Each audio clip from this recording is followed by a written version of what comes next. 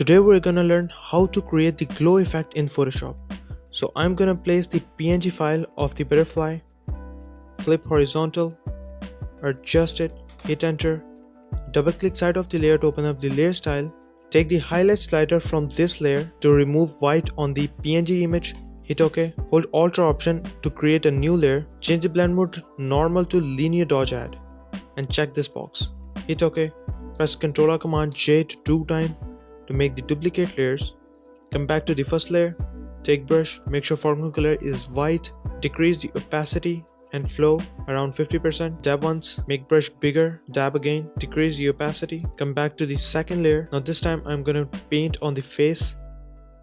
Double click side of the layer to open up the layer style once again, take away the dark side slider to right, hold Alt or Option to make the transition smoother, adjust the sliders according to the light you want, hit OK when you satisfy.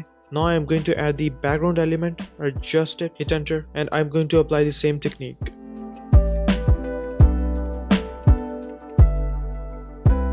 So when you satisfy, click on the adjustment layer icon and then choose solid color.